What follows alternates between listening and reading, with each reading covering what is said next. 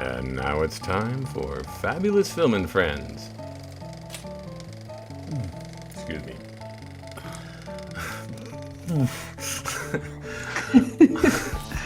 On this 82nd episode of Fabulous Film and Friends, we're going to discuss the finer points of being a misunderstood celebrity sequestered in first-rate hostelries as we discuss 3 of director Sofia Coppola's notable tales of privileged isolation. 2003's Lost in Translation, starring Bill Murray, Scarlett Johansson, Anna Faris, Fumihiro, Hayashi, and Giovanni Ribisi, along with 2010's Somewhere, starring Stephen Dorff, Elle Fanning, Pontius, Ellie Kemper, Michelle Monaghan, and in an uncredited cameo, Alden Ehrenreich. Topped off with 2023's Priscilla, starring Callie Spaeny, Jacob Elordi, Tim Post, Ari Cohe and Mrs. Patrick Wilson herself, Dagmara Dominczyk. I'm joined this week by my favorite panelists who, like Priscilla Presley, can relate to feelings of being confined in a stultifying dungeon of endless pontification with an insecure and egotistical blowhard. My kid sister and lit major Roseanne Caputi, as well as the King of Reno, actor, photographer, and guitarist Colonel Gordon Alex Robertson. Alex, yes. Warm us up with what was yet to be another Coppola, young Nicholas, growing up in the lap of luxury but wanting to get out on his own and bust cool. You know something, Dad? I always wanted to be a dancer. So I got myself some tap shoes and I got myself tape on beta. So I'm going to go learn. So you let Sofia be the filmmaker, okay, Dad? I love you. Bye. That's Nicolas Cage? Of Cage? Yeah. No, I can't. Okay. All right. Hey, Uncle Francis. I don't know. I'm not on my game today. I'm sorry. You always all right. Okay, here we go. I'll do it. I'll do it. Let me do it. You do your Nicolas Cage because you've been just burning to do it. Yeah. well, now that you mention it. If you don't like it, I know someone who does. All right, here goes. When I was young, I dreamed of being a conquering hero. Instead, I was trapped like a canary in a gilded cage and yearned to be free. No? Wow. No. I don't know. Better than I thought. That's pretty wild at heart, Nicolas Cage. Very well done. All right, okay, before we don the blue suede shoes and lock ourselves in our rooms, the synopses. In Lost in Translation, over-the-hill action movie star Bob Harris, in Tokyo to do a photo shoot for a brand of Japanese whiskey, befriends fellow hotel resident Charlotte, a young American woman whose new husband, a photographer in town to do a fashion shoot, is never around. Somewhere tells the story of Johnny Marco, a hard-partying Hollywood action star on the rise, spinning his wheels and recuperating from an injury at Hollywood's famous Chateau Marmont, is unexpectedly charged by his ex-wife to spend more time with his daughter Cleo.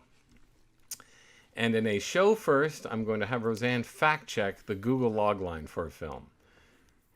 Priscilla. When teenage Priscilla Beaulieu meets Elvis Presley at a party, the man who is already a meteoric rock and roll superstar becomes someone entirely unexpected in private moments. A thrilling crush, an ally in loneliness, and a vulnerable best friend. What would ace English teacher and lit major Roseanne do to correct that synopsis? I once had an amazing professor just underline a sentence of mine all in red and in the margin write, no. So I feel like that is warranted. All right. Okay, well, as we're wont to do on this program, as much as you're loath to do it, Roseanne, your idea, rank them. Okay. Go. Well, like all ranking lists, I guess they're capricious. So based on how I'm feeling right now, I think Number 1, Somewhere. Number 2, Priscilla. Number 3, Lost in Translation. Wow. All right, Alex Robertson, what do you got? I have number 1, Somewhere.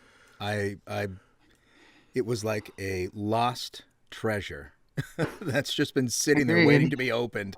Yeah. Yeah. I'm going to go with Lost in Translation, number 2, followed by Priscilla. And that's exactly what I rank. That's exactly how I rank them. Okay, so before we dive in, Roseanne Caputi, with Priscilla, have you read that Lisa Marie wrote a hateful, angry letter before she died to Sofia Coppola about the movie and the depiction of her father? My father was a saint. My father was a hero. That makes me like it more.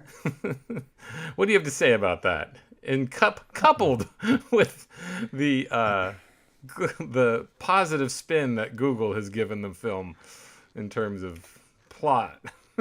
Again, these are the same people who signed off on Baz Luhrmann's Elvis. They loved it. You know, she did nothing but talk about how amazing it was. I'm like, well, of course. They demonize the Colonel and they make Elvis seem like, you know, how he loved black people and created rock and roll. So of course she hated it, which I don't understand. Well, she and her mother, I think, were bitterly feuding anyway, but for a while. And then her daughter and Priscilla were feuding. But I just think, yeah, why would she like it? Even though all that stuff is in the book, it's all what her mother said.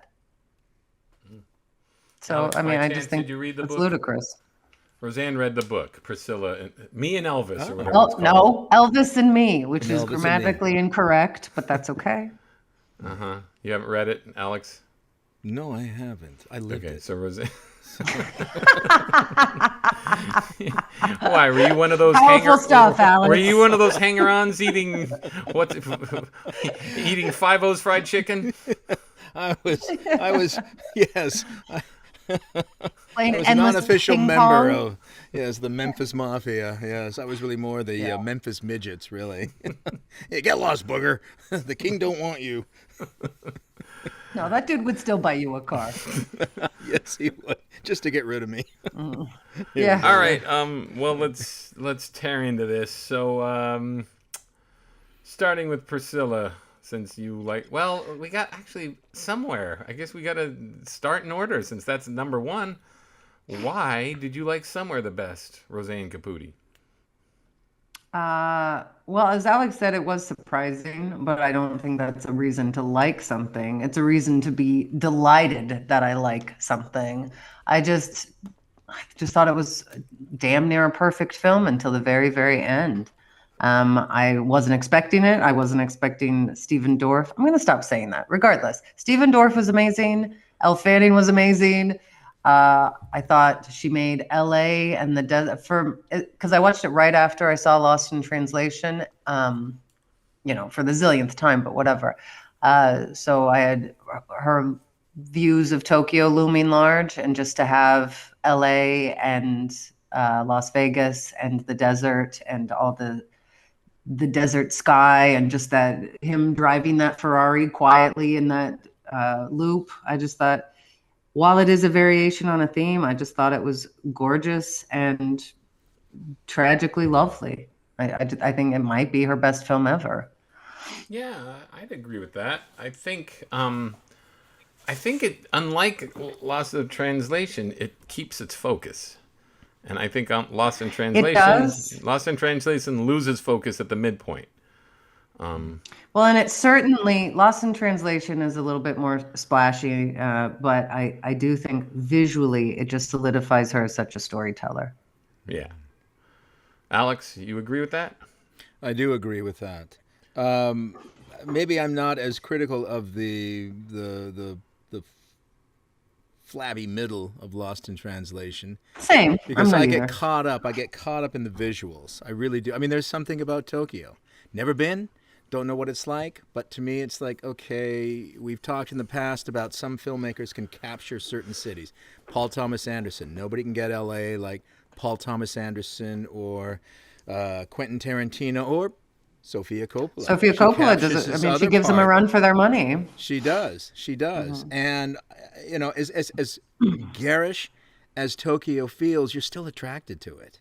And it really, there's a lot. I mean, it's there's a lot there that keeps me engaged. But somewhere, it was the story that kept you. It was the simplicity. Again, it was and the fact, those deliberate, long takes that she does with the camera, where you start to sense that you're not watching a movie, you're watching a man's life. You feel like you are sort of eavesdropping on these people. And you are, you start to feel for Stephen Dorff. I mean, the guy is a screw-up, but you want the best for him, and as the and for her being relationship- emotionally distant, it is kind of an intimate movie like that. I mean, it is. Much more than usual, I would say. Sorry, go ahead. Sorry, Alex. Oh, no. And again, those themes, the alienation, the distance, the feeling of, disconnect. But with Stephen Dorff, well, I guess it's in his daughter that that chasm is breached, so to speak, that he starts, really starting to question. And, and what's great about it is it's not like this, this instant epiphany like we see in most movies. It's throughout the movie. He's still screwing up. And we don't really know. I mean, the ending is ambiguous. I have to say, in my in my corny little mind, I still enjoyed it. I mean, I know we had this discussion with Gino about why does he have to get out of the car. And I'm of the mind like, well, because, people like me can appreciate it. Because I'm not really at that level yet. But I get it. You need to break free! I'm trying to. You need to break free like Johnny Marco, man. You gotta let go of the Ferraris in your life. But I do like how the movie. I'm sorry. It's a little much. A guy's not going to leave a Ferrari on the road, and well, I if also you're just Johnny think Marco, you can. in a film that subtle, it does feel like a little bit of a thud, because if we said out loud the plot. Again, just like he realizes once his daughter is gone that his life is empty, that would sound like bullshit, except you go through these like amazing slow moving scenes with them. And the truth is, as a viewer, I miss her. Like I do miss her even in the shots and, things like, I think she establishes that so well. But him cleaning the hotel room and checking out is the ending. You didn't need it. You just didn't. It's a really strong ending because he has been such a screw up throughout the movie. So suddenly for him to just, even those, because she paints a picture of his lethargy and his sort of ennui, that suddenly with him like picking up the room and making the bed and getting out says, oh, he's getting his life together. So you don't need him just leaving feels like enough movement. Yeah, you don't need him like, I'm gonna get rid of my Ferrari. I just thought it was dumb. That was the only shot. Because again, circles, straight line, fine. I mean, it's a little straight line, maybe obvious, but it's a good ending. Like, good, he's getting out. He's down the road. Right. I mean, with the Ferrari being left on the side of the road, it might have been he drives to San Francisco and he gets a job as a delivery boy for a corporate, like as a bike riding delivery boy. Okay, let me say this though. Let me put it this way: Quicksilver.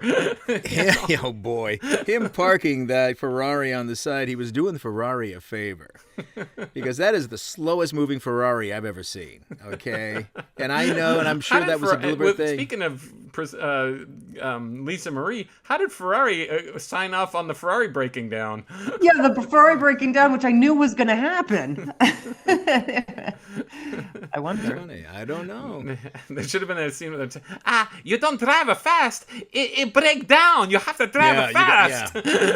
And apparently they say that you're not, Ferraris when you're performing at a, pedestrian speeds, you're doing the car a disservice. Well, and right. The cars will die on you. City driving. Yeah. I mean, it's Autobahn driving. You got to get those RPMs up, baby. Yeah.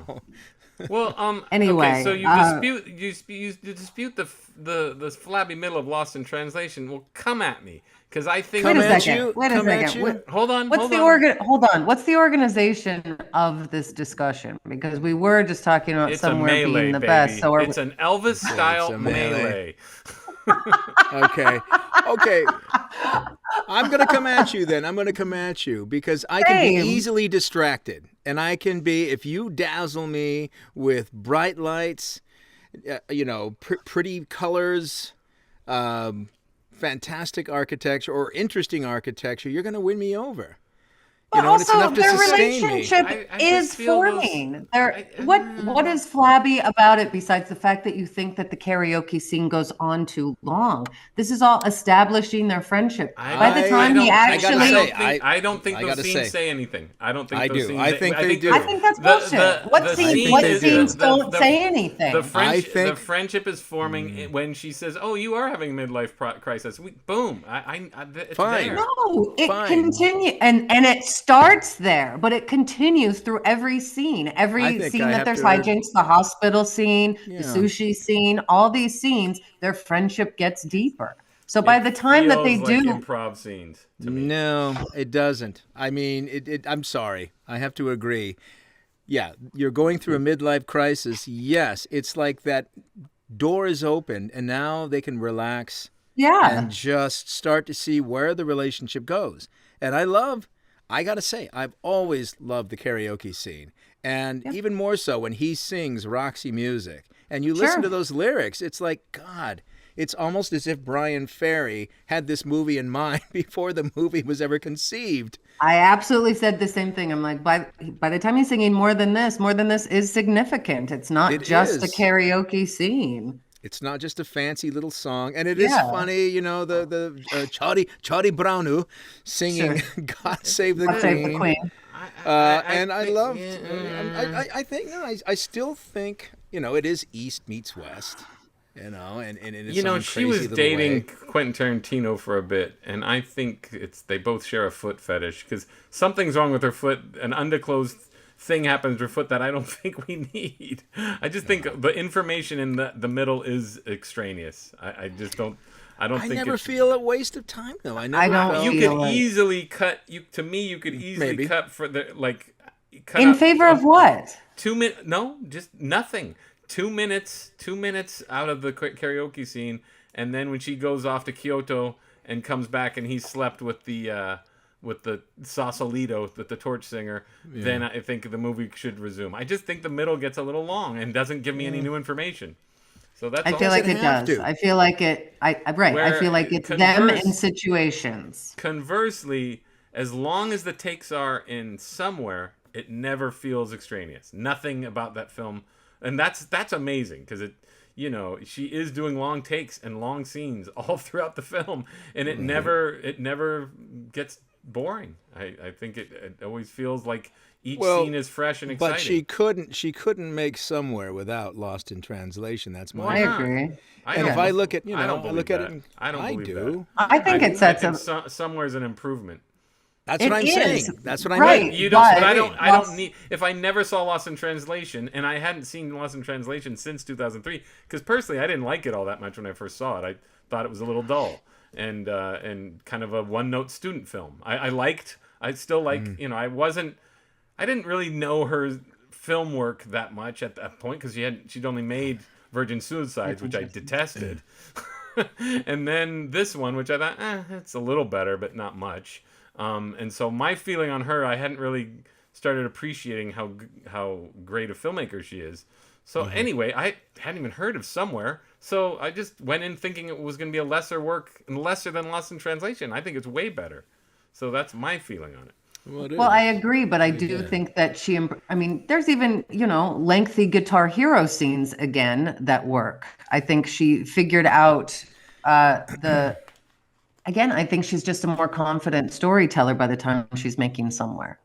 Yeah, for sure. And so I think that her skills are honed. And so maybe, in terms of editing, she does it a little bit better. But I don't feel like the scenes flag. I'm interested in all the scenes. I'm interested to find out what happens in the hospital just to see their sort of experience. The idea is they're experiencing all of this together without it being, so the scenes are a little bit long.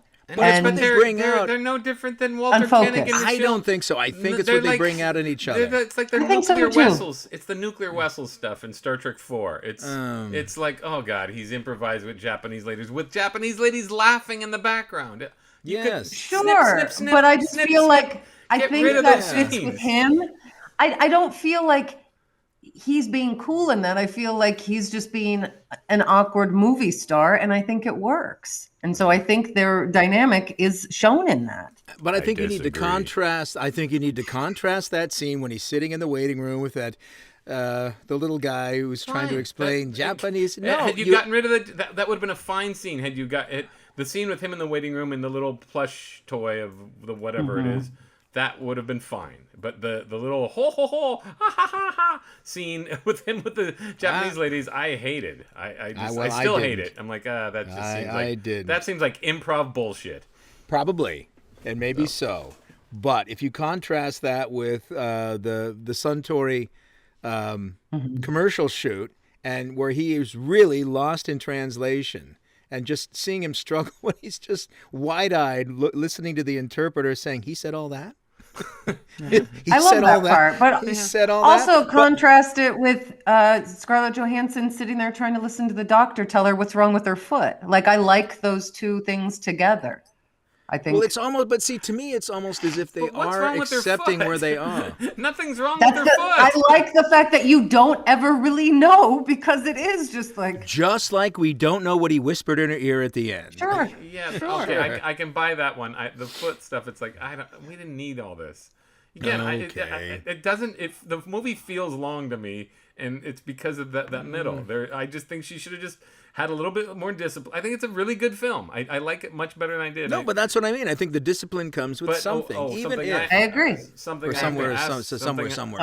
I can never get it right. Something that needs to be raised, Roseanne. And I know how mad this makes you. She was 17 when she made that movie, and he was 52. Okay, but Bill Murray was 52 and she was 17, and it's like that's a strange relationship. And she excels in strange relationships. And again, like Wes Anderson or someone else, she's not saying this is a relationship you need to accept as normal, or this is a relationship that you need to accept as fine. What she's saying is this is a relationship that's happening and a relationship that's relatable in terms of being in a strange place where you feel uncomfortable and you find companionship. But there is a sexuality to it. There is, because wouldn't that sometimes that happens? I'm not saying I love it when older men sexualize teenage women, but I'm not going to say I think this movie is vile because there is a sexual component to their relationship, even though they don't have sex. I'm not going to say that because I think it's organic to their relationship. I'm like, they do find each other attractive. What do you want me to do about it? Nothing, except for the fact that when you said, "Oh, so you're bringing your attraction to Priscilla," when it's in actuality she was a kid. Because I thought, okay, let's get into Priscilla. My big problem with the film still, I've seen it twice. I saw it once on the plane, didn't like it. Then you've sort of talked me into thinking I missed something. I don't feel I missed something. Because here's what I'm not getting from Callie Spaeny. She just doesn't seem larger than life in any way, shape, or form. You're saying that's on purpose. Fine. I do think it's on purpose, but that in no way is comparable to what you're saying about Scarlett Johansson. I don't even understand the point you're making between the two. Well, I guess there's a very weak point. The correlation. I just feel like it's more about Hugh. I feel like you're excusing an objectification on one end and then condemning it on the other. First of all, I'm not at all. I'm not excusing an objectification. Is that part of their relationship? Yes. She's attractive. Sure. And she's young. I'm saying on you that all you're seeing with Priscilla. I'm not excusing the objectification of Elvis on Priscilla, for God's sake. No, you're condemning it. You said I'm objectifying Priscilla Presley.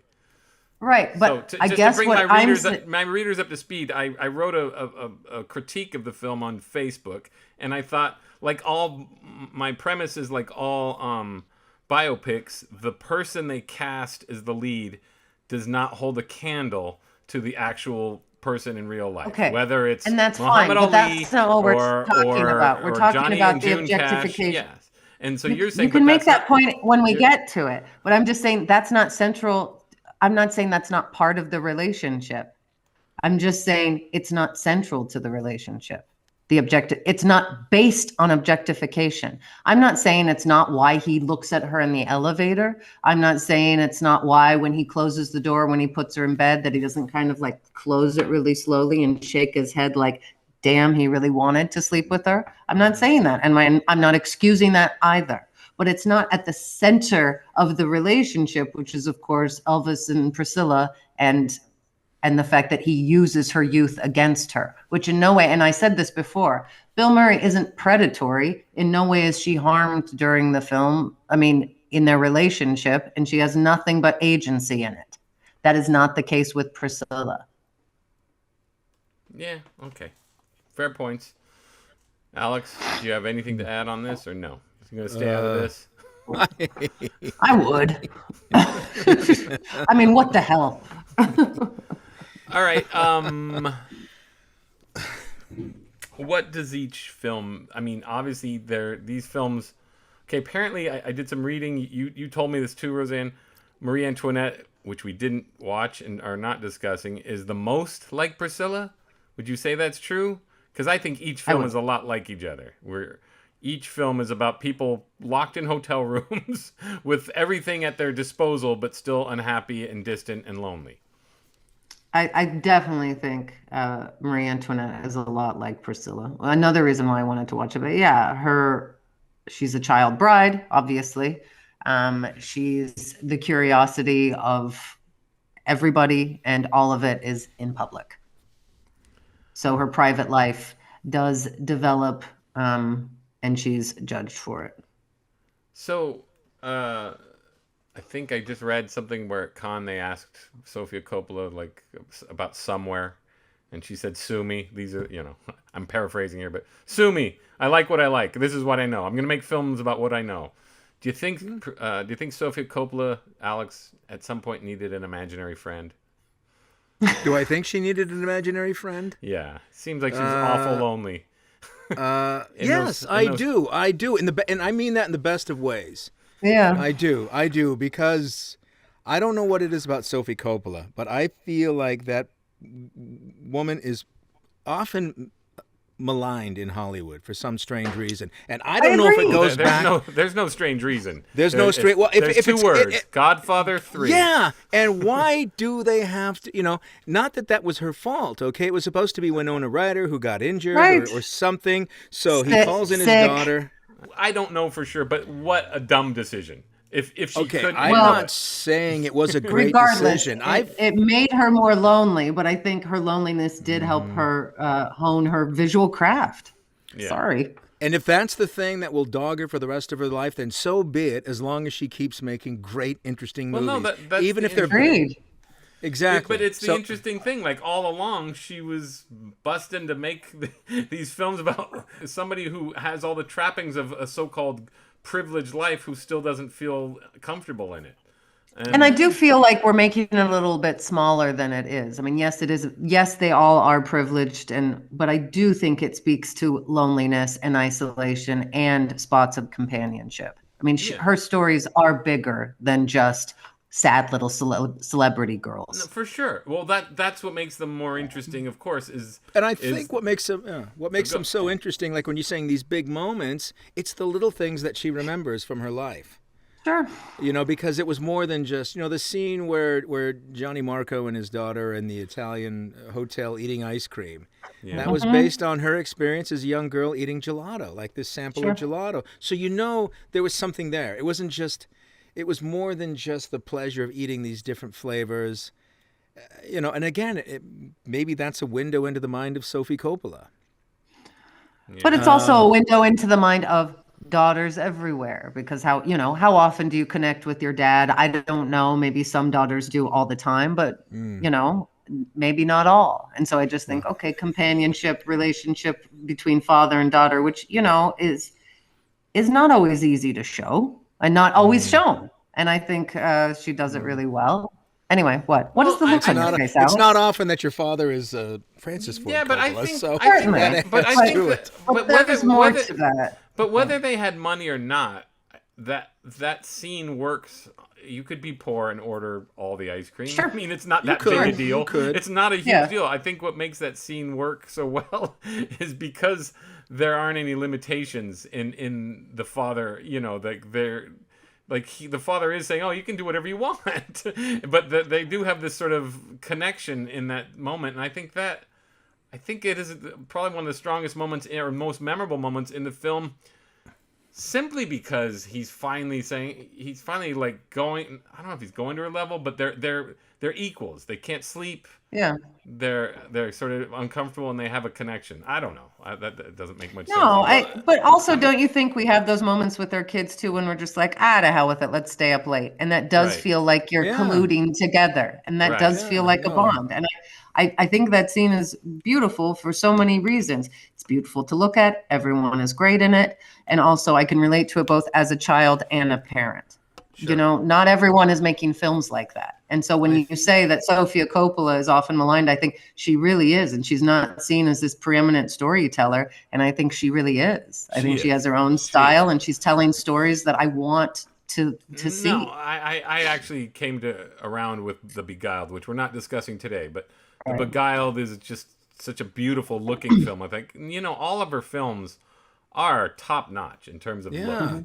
Even going, so that's where Lost in Translation. I mean, I know I thought it was a well-filmed movie back in 2003, but I still sort of, I don't know, maybe it was a grudge because she was successful. I don't know why I disliked it so immensely then. I still think it isn't her best, for sure. But now, even with her successes, even with the fact that she's shown that she's a great filmmaker, is she really embraced? It almost feels like she's still. So. It still feels like she's a maverick. She's on. But that could be the Coppola thing, though, right? Not just because of Godfather 3, but because Francis Ford Coppola at this point is on the outs in a sense. He's not part of the system. In fact, she has her own voice. Yeah, but I'm just saying she does. But how Hollywood is. They're probably, she's on her own. They're not going to hire her for Barbie. Yeah. She wasn't probably, what was she considered for Barbie? Does anybody know? But I don't know. She probably would have done a better job than Greta Gerwig, honestly, if she probably wouldn't have been interested in it. But she probably, I don't know, but I just assume based on her skills that somebody would want her. Just because of where she can point a camera. I feel like, though, when it comes to, if we're talking about female filmmakers, which always feels so condescending, she's out there with sort of Jane Campion and Kelly Reichardt in the way where she's not seen, she doesn't feel mainstream. And by that, I mean, really accepted.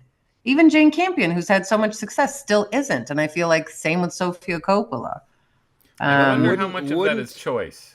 I don't know. I don't know. I would like to think that maybe she chooses to stay on the fringe because she's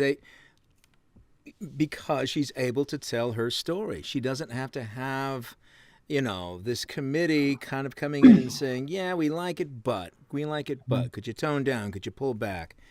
Hey, by the way, Roseanne, I just wanted to add this little tidbit I read on IMDb. She lost a week's worth of scenes in Priscilla because of budget. Her, like her old man, budget was an issue and funding was an issue. So the reason why I may think there's a disjointed quality to Priscilla is they're missing a few scenes. There is? Okay. Yeah, that's interesting. Anyway, it's something to consider. That's something to think about, especially I still consider it a success regardless. So, I mean, but okay. Well, I wonder what was in there. Yeah. All right. So, okay. Let's just go. Is there a different theme to be found in each film? There are variations of theme. What makes each film different? Starting with you, Roseanne Caputi. I will say different levels of relationship. I do like the fact that Scarlett Johansson and Bill Murray are friends with sort of this little bit of a romantic possibility, and I think she deftly turns it into father-daughter. I mean, with ease. And then I feel like, I'm sorry, I think she really, and maybe she does want to stay outside of the mainstream, because I do think her handling of Priscilla and Elvis, I know you don't, but I'm just like, that is an abusive relationship, and that is delicately and interestingly told. And she pivots, I think, effortlessly between three very different relationships. I read that she felt she was giving Elvis's say in the matter, and that she didn't want to oversimplify Elvis as a bad guy and as a villain. And But she doesn't. She I doesn't. I kind of disagree. I don't think there's ever where. Give me a scene in Elvis where he comes off as a nice guy. I will tell you, I have many scenes, because when she's first dating him, you see why she's compelled by him. He's not this monster. He's talking about how he wants to protect her. He calls, like grossly, but also sort of, like creepily paternally calls her little girl, talks to her dad, has this sort of like Southern charm, whether it's put on or not. And I just think for a girl, But you can just see. I think that does come across as a very well constructed ploy to basically entrap a young girl. Except that he does leave her alone for months at a time, and I do think But kidnappers She does leave an the- interesting leave their Sure. leave their victims in their basement for weeks on end too. You bet, but she shows their intimacy when they are, like locked in their room doing LSD together and things like that. As she does, you can there's see another why thing. He's giving her drugs. He's drugs feeding her constantly. drugs. Okay, but he let me does just say, he does before come you off go like a crazy, monster. before it's not a monster, you see her slowly. I mean, you see that, of course, she's a child, and so all of this she just starts taking for granted. And this is why you get children, because they, to be your wife, so that they do just accept your monstrosity. But he doesn't come off in this way that's just like, oh God, here we go. It is more complex than that. And I do see that, because what she does is show it from Priscilla's perspective, and she gives her the decency of treating her like a 16-year-old girl. Not that, all 16-year-old girls are stupid, but that 16-year-old girls don't know what's about to hit them. And she it's really she creepy. honors her by doing that. It is. It's really but again, creepy when Grandma Dodger goes, "Why did you give her that? You know that you can't give that to a young girl. That's gonna knock her out." It's like, what? Right. That is really weird. All of it's really weird. But again, I think in the hands of Sofia Coppola, it's really well done, considering that Baz Luhrmann doesn't even begin. I mean, I shouldn't even bring him up, but I've seen nothing about Elvis that said more about Elvis than actually watching him whacked out of his mind in Viva Las Vegas, where I'm just like, I can't believe he's standing up. Like he's on so many drugs. So Alex, I have just you think seen the Kurt Russell version? Yeah.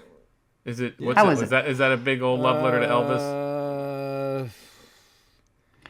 Well, now remember, this was '78 when it came out. It was John Carpenter. Yeah, I know. But was was the it a devil. love letter to Elvis? Uh, In the way that Bohemian Rhapsody was a love letter to Queen.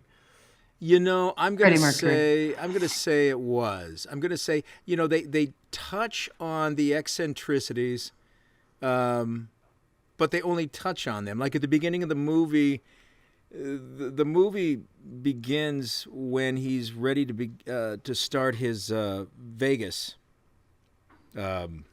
residency, I guess you'd say, which was in the early 70s, 72, 73. And he's in the hotel room and he's watching some report about him where he's over the hill and Kurt Russell takes a gun out and shoots the TV, which had become common knowledge by that point. Almost as if they have to say, well, there's Elvis, we got the scene of him shooting a TV, and then they go back. They go back to the day one of the members of the Memphis Wait, Mafia are you meets him telling for me the a first time. musical biopic has a series of flashbacks? Yes, it does, Gino, and it was one of the first to do so. Yes, it does. Boy, that John Carpenter on the cutting edge. Yeah, Cutting he was on the edge. cutting edge. He was on the cutting edge. Okay, so I But you never get into the, I don't even think they touch the idea of drug abuse in that movie. Really? Well, Yeah. which is hilarious. Well, it was Again, it was a TV movie. They touch on the eccentricities without, well, he was just eccentric, Well, he was really fast. My point being is that Elvis, by and large, it's like all musical biopics. They're still trying to sell him as a great icon, correct? Well, and this is why I don't know why you guys don't like the movie, so explain it to me, because I think she does amazing work here. And as I said, it's not a typical biopic by any means. No, I don't hate the movie. Typical. I don't hate the movie. Well, I don't hate it. I just don't think it works. And the reason why it doesn't work is I don't buy Callie Spaeny. I just don't. I just look at her and I go, she's just. It's one thing to be Megan Follows and be able to play Anne of Green Gables at 10 and then Anne of Green Gables at 25.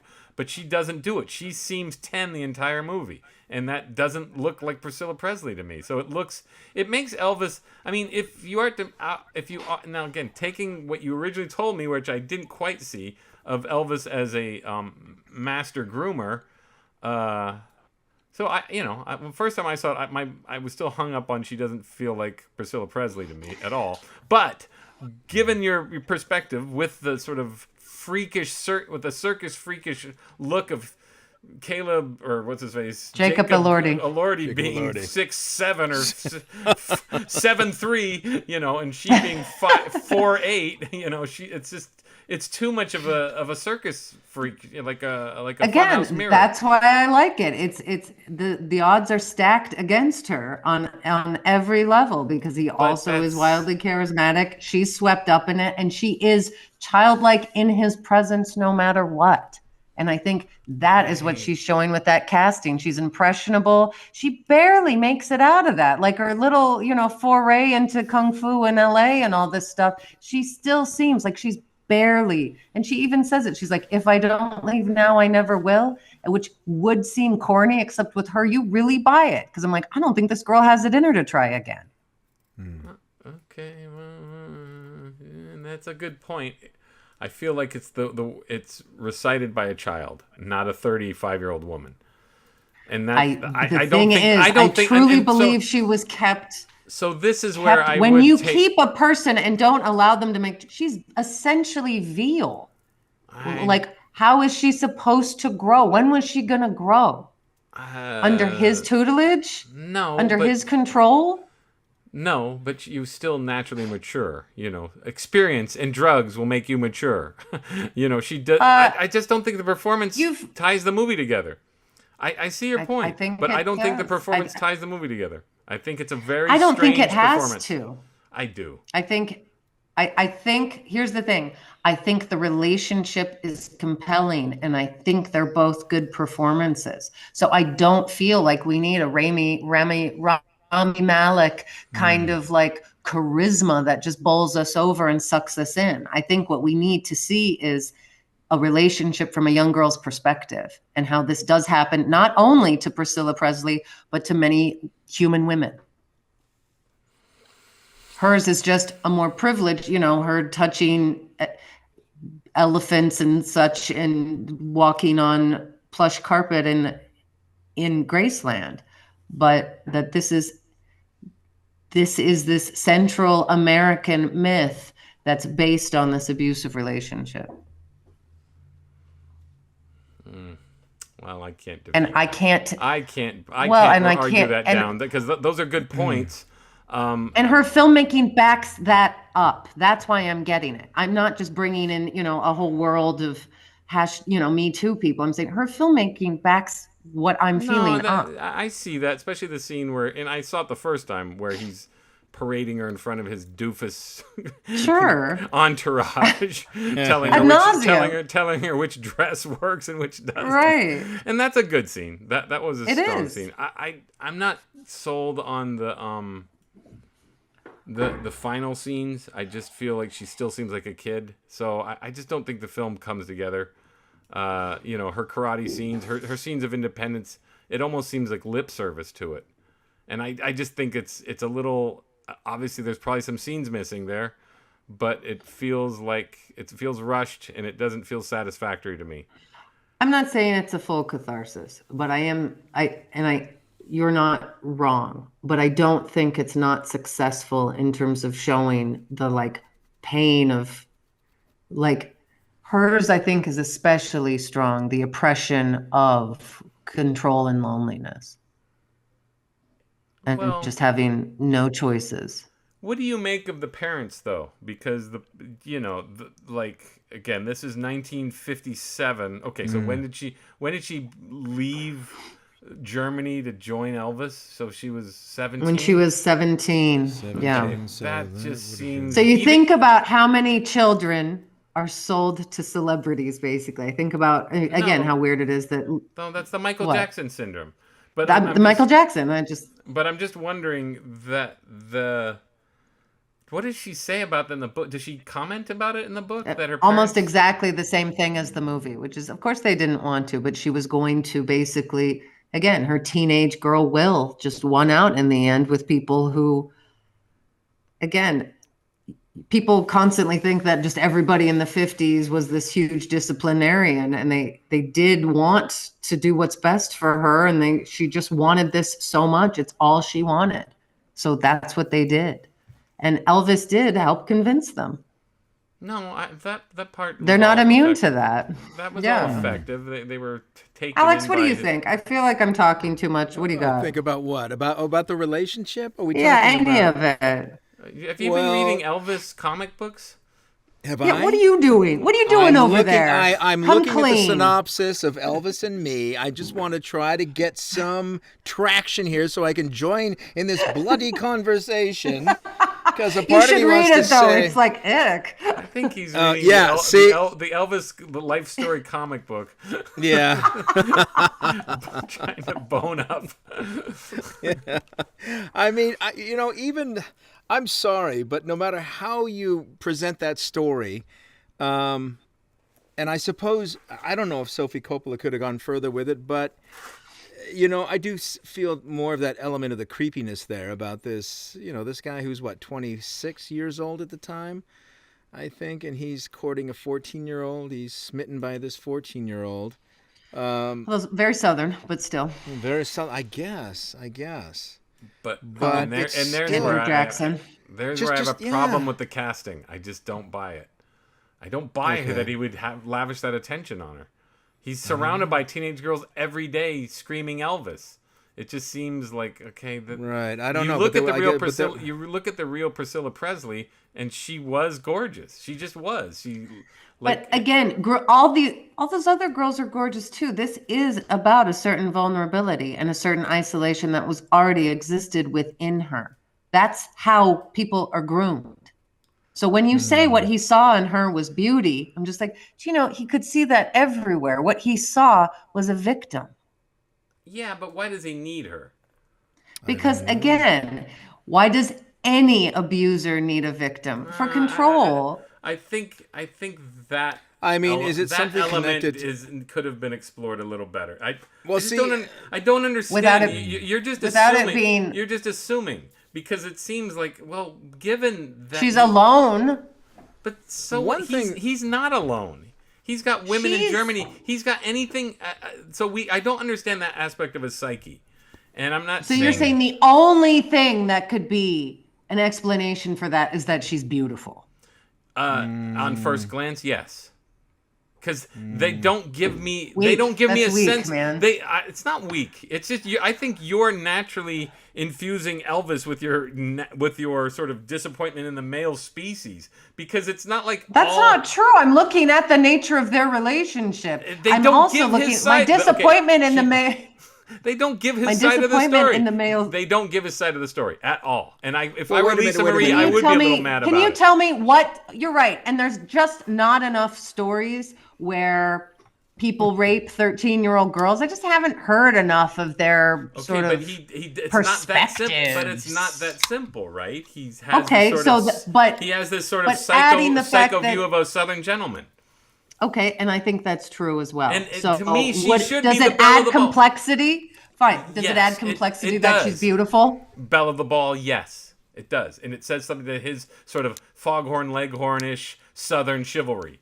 Like And it's wow, more excusable? Is it more No, excusable I'm not then? saying it's more excusable, but I think Callie Spaeny is the wrong girl for the job. I just think she just comes off as a little as Kirsten Stewart's younger sister. I just feel like they're two different issues. Whether or not she's got the juice to power this movie, you might be right. But the fact that we're not seeing what Elvis saw in her is hardly what the film is trying to portray. And I get think what the film's trying to portray, but at the same time, give Elvis his due. He's not some creep who looks at every child, No, for sure. But I do think okay, he let saw me ask a question. Okay. I have to chime in because it's something Please. that's always struck me in any Elvis biopic, whether they skirt over it or maybe just slightly touch on it, and that is Elvis's relationship with his mother. Right. Sure. Now, in the first one with Kurt Russell, it was a strong dynamic. It was Shelley Winters who played the mother, and That's good casting. It was the and it was his mother really was more of the driving force in his life. Vernon just sort of seemed like, you just do what you want, boy. But, when he would call home, he would talk to his mother, and his mother was really like, I don't know, like a force of nature that just propelled Elvis. I can't remember if they even touched on that in the Baz Luhrmann pick, and they seem to just sort of skirt over it in Priscilla. But I mean, read he Priscilla. says it. He said my mother is my whole world, and that I just lost her. So I feel like there's and they do, like in the very first the Elvis biopic with Kurt Russell, it's a tragic moment when his mother dies. Well, even in Priscilla, she uses it as this interesting excuse, which means that Elvis kind of used it as well with her parents, which is his mom. His mother just died. He's grieving, and so I do think that she is. But again, Gladys Love was this huge force in his life, and I don't know if Priscilla is this huge force in his life. But he does even call her the same nickname that he called his mom, See, that's she what does, I'm asking. Yeah. Was there something maternal? Was there something in maternal that he thought he saw in Priscilla the first time he saw Must her? be. Not Maybe just so. a 14-year-old Maybe so. girl, but Right. something in the eyes. Or, I looked into her soul, and it was my mother's soul. It must be because Right. look, And so and look you at how much say that if she was better, we would get that. And maybe and also Priscilla Presley, I think, looks like a mini me of him in That's real true. life. And Callie Spaeny doesn't because she's so freaking short, and he's so freaking tall. So they don't seem equal in any way, shape, or form. So it just seems like this movie's hard for me to dig into. I get it. I get her perspective. I don't think it quite works. That's all. I think that's fair. I think you're right. I still think what she does get across is strong, and I think it's an interesting perspective, and I still think it looks cool, and I think Jacob Elordi is really good. I think he brings something weird to Elvis that I hadn't seen before. He's definitely better than she is in terms of he's not, again, it's not her fault, honestly. I mean, she just showed up and took the part, and she does fine playing a little teenager with no focus, Okay. But anytime you give her the bouffant and all that, she just looks so freakishly weird, and the real Priscilla doesn't. I've always thought that Priscilla with the bouffant and the makeup, I've always felt uncomfortable about their wedding pictures. As long as I've seen them, which as an American is my life. Yeah. I've never felt comfortable with those pictures. And Priscilla, to me, she seemed like she was playing dress up. She seemed like a doll. Jacob Elordi does a really good job because the way she films it it's all very quiet and very creepy, and he doesn't imitate Elvis. But he has the Elvis persona. He has, that's what I like about him. And I think that's a really interesting. And again, I like that she does that she gets that performance from him is cool. The fact that you feel that he has this magnetism, and you feel like he is controlling the room, and he goes between sweet and controlling, and not in this super obvious way, but just in a way where I feel ill at ease. Yeah. And so I can imagine, again, I like that feeling of ill at ease, and she does that really well. So that aspect of their relationship and of Priscilla, I think, is really valuable. And so I think that's why I was so drawn to it as a biopic, because I'm like, this doesn't feel like one. And maybe to its own discredit, it's not enough of one. Well, shall we compare technical notes? Here's a question. Are we talking performances? Yeah, but we will. But I have a question. I have a question just related to Priscilla for both of you. I don't care as much, but how did you feel watching an Elvis movie without Elvis music in it? Alex Robertson. I loved it. Okay, sorry. Alex Robertson. How did you feel? I think I'd have to agree because it could become too much of a crutch. You know, I mean, it's like you expect it, but, you know, I like that we're focusing more on what's going on behind the scenes. But we're dealing with film. We're dealing with music that's not even of the era, correct? I mean, some, but I don't think it was. You talking about the music that was used in the movie? Yeah. Or no? Aren't they playing Crimson? I mean, songs that didn't even come out during that time period. You know, well, Crimson and Clover. I can't remember. When did they wasn't play there a song that? Wasn't there a song by the Ramones? Yeah. It's possible. But it's Baby, I Love You. Yeah. Oh, yeah, so the Phil Spector. Again. And that was 1980. Yeah. Well, that version. So. Yeah, with this Ronnie Spector love, the old Joey Ramone. But anyway, I know you hate that kind of thing, but I did not feel like it was gimmicky. I felt like it was still this sort of teenage soundtrack to her heart. It felt like a teenage girl play mix who was in love. And I thought that was well done.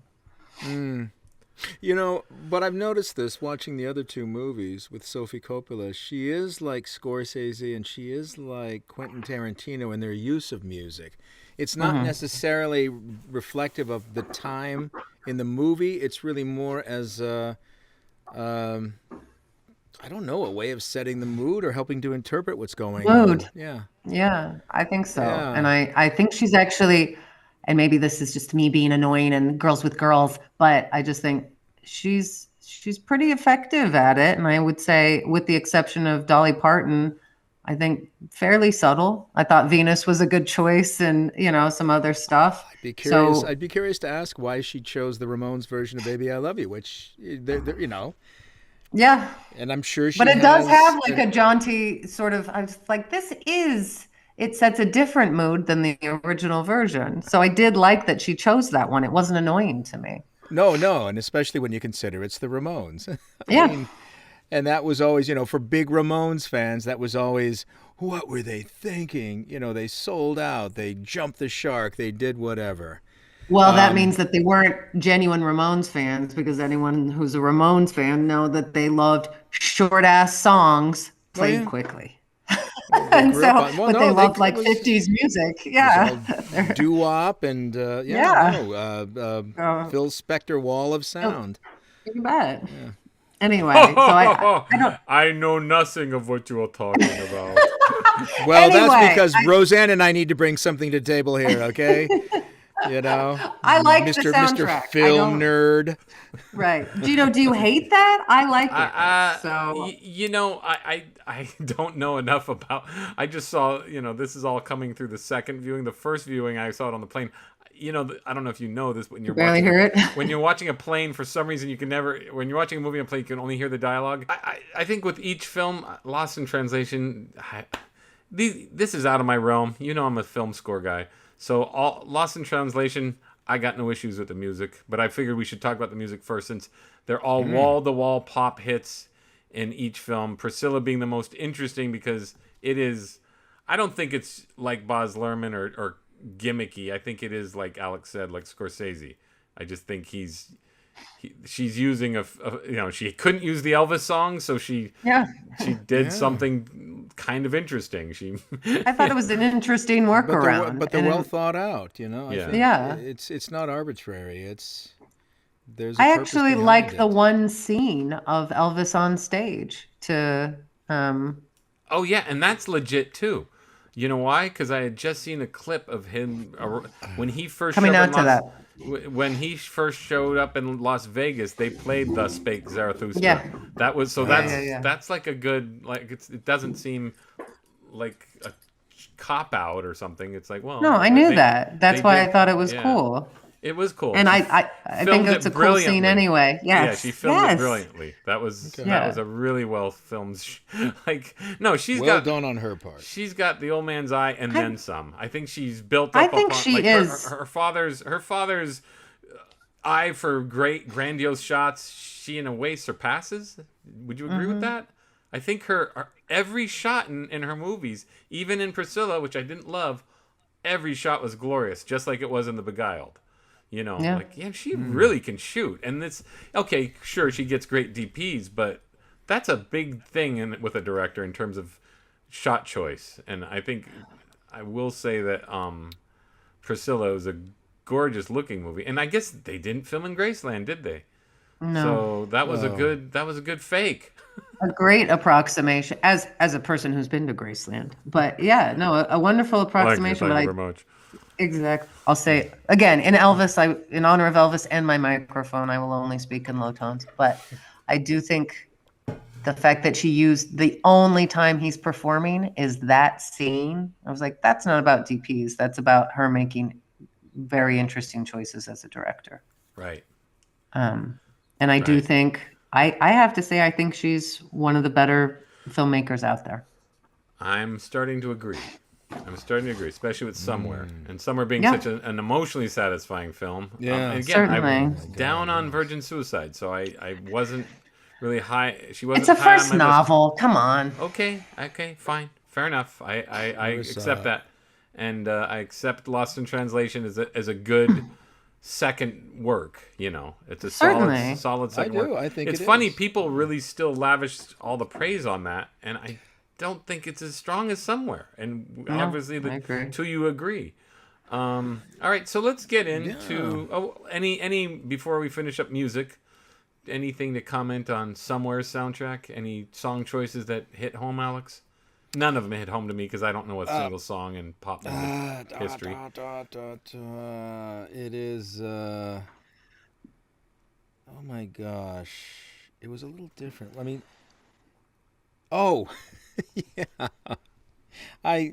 It's to me I think the scene that just sold me on the movie. Early on in the movie, the pole dancing twins bopping to My Hero by the Foo Fighters. Amazing. And it wasn't, and again, it wasn't a gimmick, because she just nails that scene with these two girls dancing in unison, and Stephen Dorff with that look on his face, almost that deadpan look, just a slight smile, and that's about it. I mean, it's that, I don't know what it was, but that sold me. And real quick before I guess we should finish, but we didn't in our first segment. We did not talk about the knee slapping good comedy in her films. Yeah, especially in Somewhere. Somewhere is a sly little film with some very funny scenes. Most notably the masseur scene, but those twins are funny.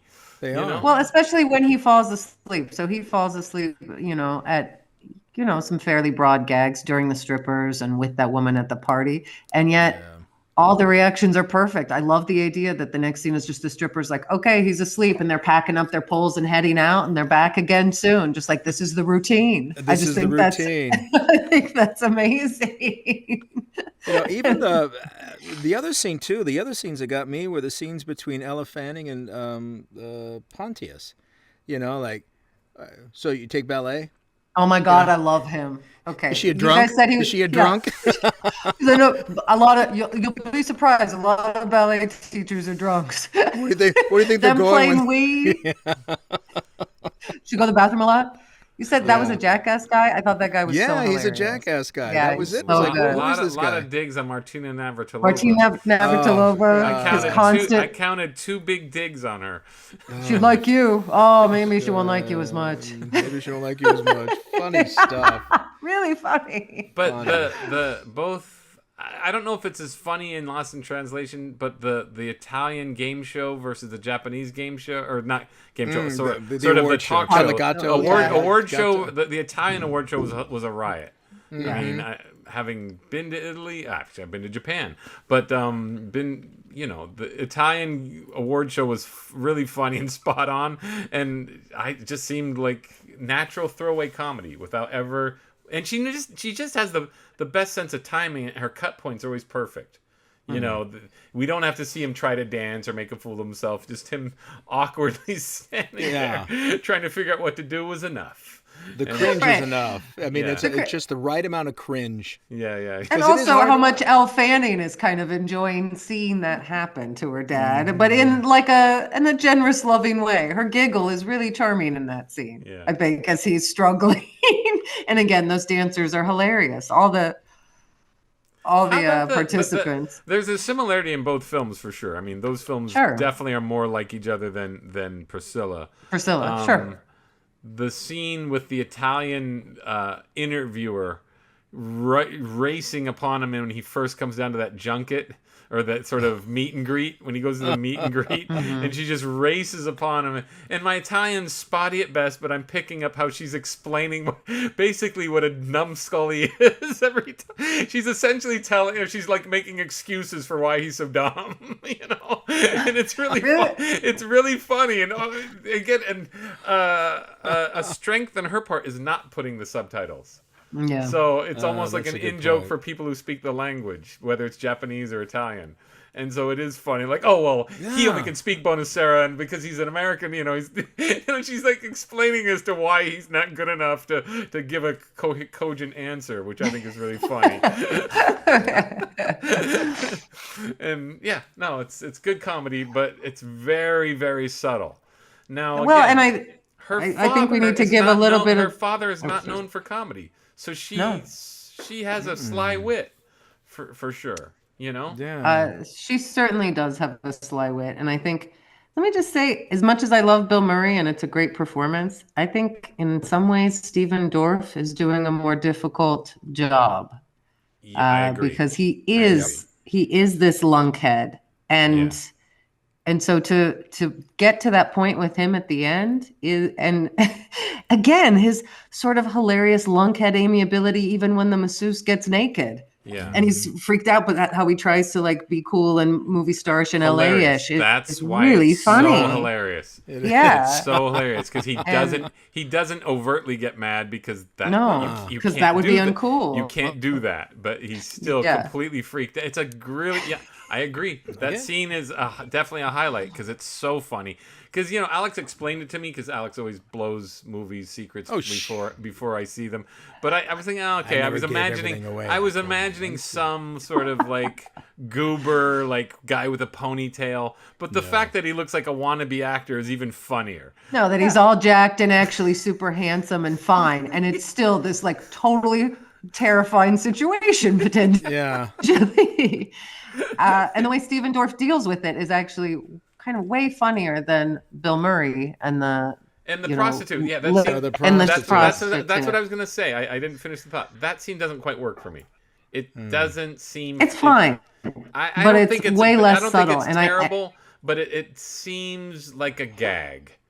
Where it does, and I have to give the credit to Stephen Dorff. I mean, and her, all of them.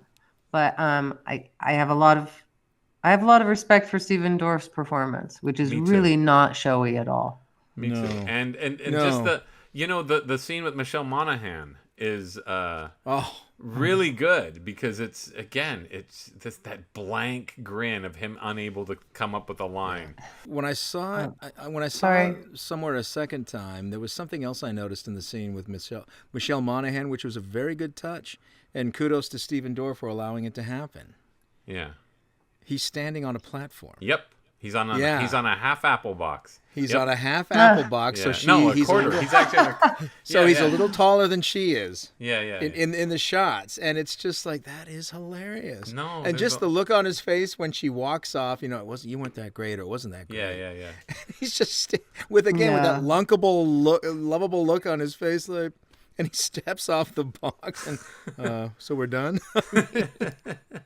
This is his life. Yeah, no, he's committed to it. He's committed to looking like a fool, and that's a good actor. And a lot of it too is his own doing. you know. But I mean, when they come back from Italy and he goes into the room and the blonde in the bed, now's not a good time. Not a good time. Not a good time.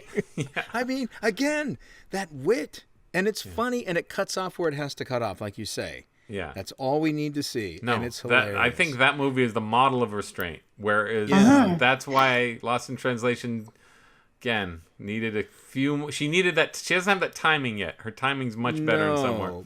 But the goodbye scene in Somewhere, when he's trying to yell over the helicopter, the wash of the helicopter, it's just heartbreaking. Yeah. Reminded me a lot of La Dolce Vita. My only problem with that is my whole time I'm going, he's going to let her off into a taxi with a... Well, the taxi says it's the name of the camp. The camp. It's the camp. What? But remember, he's not the perfect I know, but it's still nagging yet. me going, are you that dumb? Okay. Maybe this is... I felt nervous, too. But it does lead to his breakdown on the phone. I got it, but it undercuts what should have been a better scene. I don't know how to do that, but... like to work out those logistics, but it just seemed like, is he being nothing but irresponsible by letting her go off in a taxi? She's not on a bus with a bunch of other people. She's alone with the driver, which is stupid. Anyway. Well, he was vetted, okay? So, and I'm sure. But I also believe that he's capable of making such a mistake as well. Sure. Sure. But and we do see it. We do see. I love the look on her face the next morning in Italy when the blonde comes to the table. Yep, I love that scene. Oh, the slow burn on her face. And that's all we need. You don't have to have the feisty little spunky girl, typical, that Hollywood cliche. No, what I love is that she's actually really polite to that woman and giving her dad the business. Right. And I'm like, that's a nice scene. It's a very tense scene. I'm telling you, that movie is aces until the last shot. Okay, and but maybe... I'm not going to let that ruin it for me. No, I'm not either. Same. Absolutely not even either. close. I think it's right now it stands as her best film, and I was really impressed with The Beguiled, except for, of course, my good friend Colin Farrell, who I thought brought the show down like he always does. But but in terms of a piece of Southern Gothic, like mood and creepiness, it's beautiful. It looks like she was like tapped into the mind of William Faulkner himself. It just seems like, holy cow, this is a beautiful looking movie. So right now, as we've been discussing, she really is not getting enough attention for how amazing she is. No, and also, I mean, in all honesty, a consummate American filmmaker and international in terms of like, she really seems to understand each place in which she films. So that is very few people. So unlike Martin Scorsese, she can film the South and tap into what that feeling is. Same in LA and Los Angeles. Well, Same Plus, speaking of that bitch knows how to shoot food. Yeah, she does. Yeah, she does. Do we attribute to her Italianness? It's gotta be. Probably. It's gotta be. What else is it gonna be? I don't know. She knows how to shoot food, and she knows how just her gift. She knows how to shoot a buffoon making too much pasta. You got it, man. That sink, it's uncomfortable. Like, what are you doing? What are you doing with that strainer? You want to scream? There's too much pasta for the strainer. What's the matter? Yeah. No. Plus the best follow-up is him sadly eating the pasta afterwards. The pasta afterwards. Lonely. It's like that was one lonely chewing plate of spaghetti. That was the loneliest plate of spaghetti I've ever seen. And Agreed. For some of us from our bachelor days, we felt it. We felt it. Except with us, it was SpaghettiOs. Sure. So, moving on, we're actually running out of time, if you can believe it. Such a heated debate going on in the beginning. So let's talk about performance of the three leads: Callie Spaeny, Stephen Dorff, and Bill Murray. And that's not Bill Murray. It's a weird one because he really shares the lead. There's two leads in that movie. But let's just say for the sake of argument, he's the focus of Lost in Translation. Okay. Who do you like the best? Roseanne Caputi.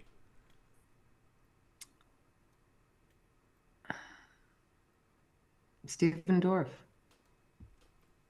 I think like I said, I said it before. He's doing harder work. and he's making it seem effortless. And Bill Murray, of course, it's a wonderful performance, but there's still Bill Murray there, and Stephen Dorff is not that. So the funny thing about Bill Murray is the scene where he sleeps with Sausalito, or with it feels just like Groundhog Day, and it's fine. Yeah. It works. It's funny, but it feels like a Bill Murray movie right there. Right. Where he's pounding his head and covering his head with his, that feels like good Bill Murray comedy, but it's not unique. I guess Stephen Dorff. All I honestly have with Stephen Dorff is World Trade Center and of course Blade. So I don't know. He's done a lot of. He was in that movie Divinity that just came out. I think was like an art house sci-fi film. He does these. He's always been sort of under the radar. He doesn't. Yeah, sure. I think he's a workaday. I think he's a talented actor who. I think what was he sort of like? Kind of heartthrobby in the '90s, and it just didn't pan out, or. Yeah, kind of. But he was the bad guy in Blade, so I mean, he's always kind. Of, he has a mean LA face. He does. Marco said it to me. I was showing it to him, just a few scenes but he said he looks like Paul Walker, and I thought that myself while I was watching this. That That's interesting. He almost looks like a meaner, more LA. Paul Walker is sort of the Henry Fonda, good-looking version of the LA guy, and Stephen Dorff's the meaner looking. They both look very LA to me. But I forgot Stephen Dorff's actually really good in Blade. I forgot about that. I've never seen Blade, but he's good. He's a worthy B-movie adversary. Well, I remember him in when he was a young, like a teenager, and what was it, the Power of One? Power of One, yeah. And, doing that South African accent, he was believable. He was believable. Yeah. Going up against the likes of Morgan Freeman and a young Daniel Craig, I thought he did a great job. Yeah. Yeah. No, I think he's a solid actor. Showed promise. Well, he definitely proves it in somewhere. Yeah. Oh yeah.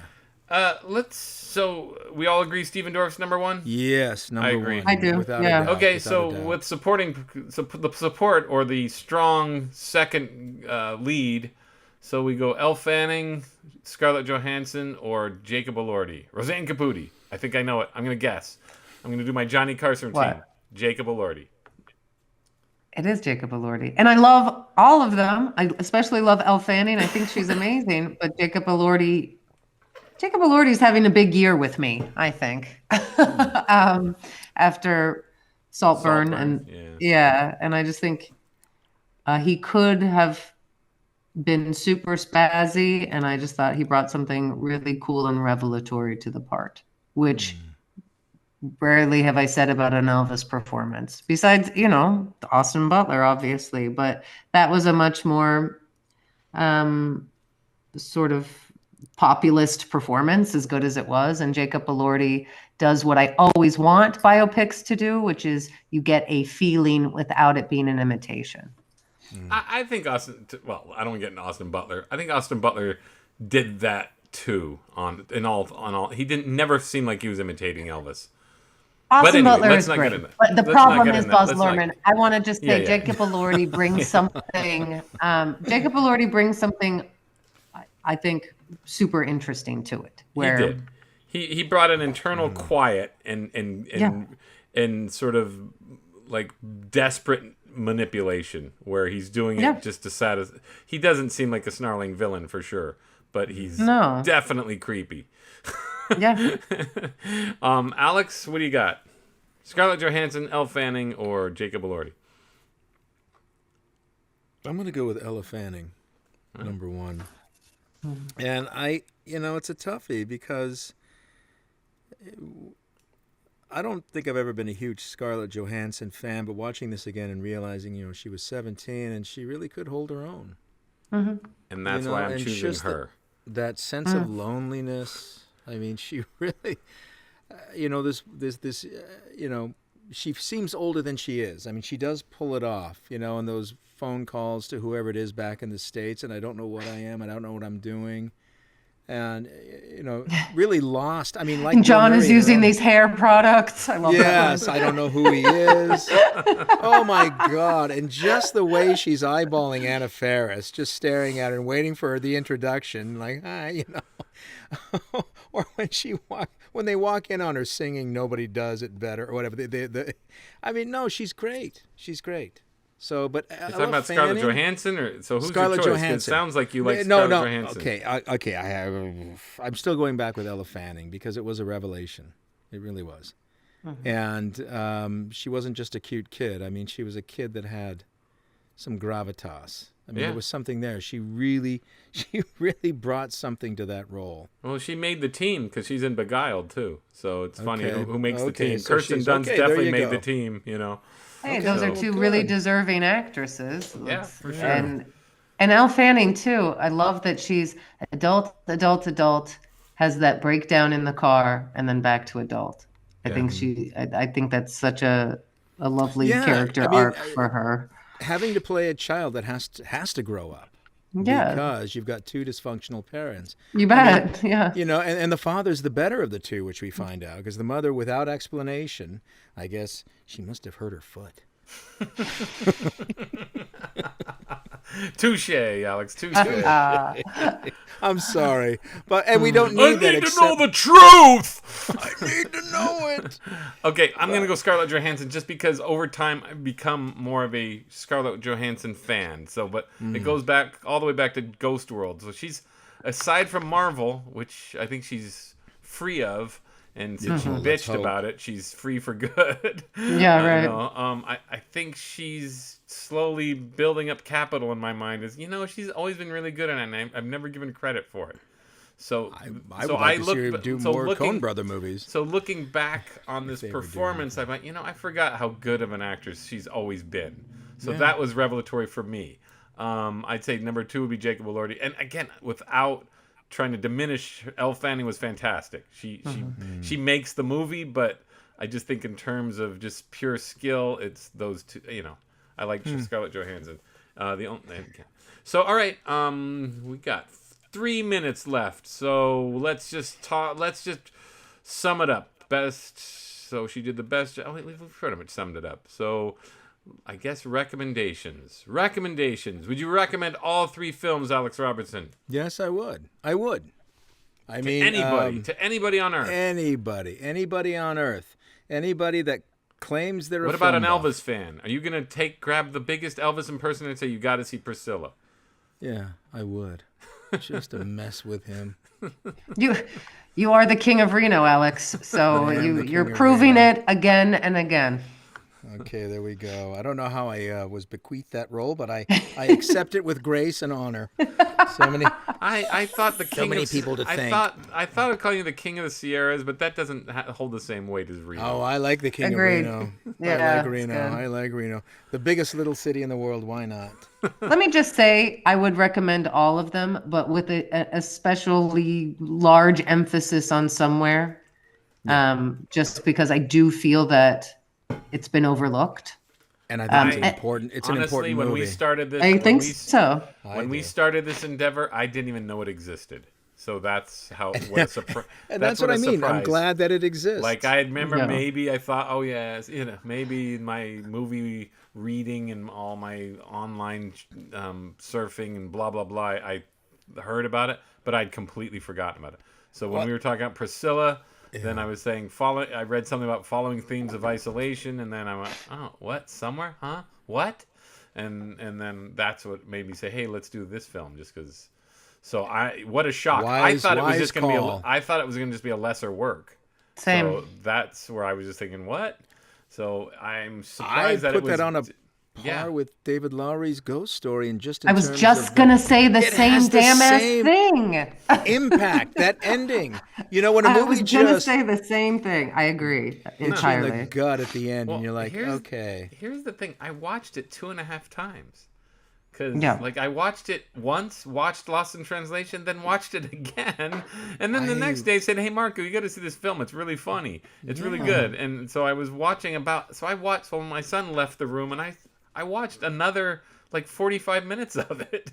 It's a very watchable film. It is, and it's wonderful. Yeah. I think it's one of those movies that is so dense you can watch over and over and over, and every time you're going to spot something new. Oh. Yeah, I do. I agree. It's just so well made, and it's just hey world, forgive Sofia Coppola, please. Godfather 3 was what, 92? No, Yeah. 1990. 1990, even further away. Oh, come okay? on. We were all younger, worse people then. I was 10 years old, for God's And again, sake. earlier, if it sounded like I was blaming her, I wasn't. I just think the whole thing stinks to high heaven where it shouldn't have happened. She shouldn't have been put in that position. And that's all. It just seemed, I don't know if it was laziness on her father's part or what. What a bad decision. So it's just one of those things. It's definitely not her fault. But, she was a grown woman at that point. She was 20 years old. Could have said, I'm not ready. But what? Okay, who knows? regardless, I would hate for a discussion of Sofia Coppola to end on that note and not. Okay, and you're not right. That she is, Strike that. Not that Strike she that. is an artist that people, I really do think, should pay more attention to. Yeah, Or Agreed. storyteller. Agreed. We could honestly do another round of her films. Agreed. I'd yeah. love to do it. And I Because would. now, these are the only 3 Sofia Coppola movies I've seen. So now I have to see more. I've got to see Beguiled. You got to see Beguiled. Marie I've got to see- Antoinette, I've I got to think see is Marie really Antoinette. interesting. And then I one like that's on, Bling Ring. And Bling- you got I haven't Bling seen Ring, and that. then there's this commercial film she made with Bill Murray and Rashida Jones. Bill Murray. Yeah. It's on and Apple. it sounds bad, but I don't know. But it's worth a shot. Yeah, look it up. It's an Apple no, movie. it's Broken Glass or something, or no. It's It is like a caper or something where she gets her father to help her On the spy. Rocks. On the Rocks. She gets to help her father spy on her husband, who she thinks is cheating on her. Played by Marlon Wayans. Yeah, it sounds like it could be I do love Marlon interesting, Wayans, though. but it sounds like it would be gimmicky. Anyway, it's comedy. I don't Whatever. know. It's Who comedy. knows? Let's see how Who she knows? does a straight comedy. Yeah. Let's see how she does. Anyway, let me just say I am glad we did this because I thought when I suggested it was going to be a big thud, and I ended up really enjoying watching all 3 together. Yeah. So, Yeah. Well, and she's one of those filmmakers that you look forward to the next film. It's like, yeah, for sure. Yeah. Okay. Okay. Well, that's enough said. Thank you, everybody. Follow us on Facebook. Not Facebook. Yeah, follow us on the Facebook page, but more importantly, watch us on YouTube or Apple or Spotify or anywhere you listen to your Or podcast. Telemundo. All right. Thanks, folks. Okay. Have a good Thank one. you. Talk to you Later. next time. Thank you for listening to Fabulous Film and Friends. Copyright 2024, a Bel Air Films production.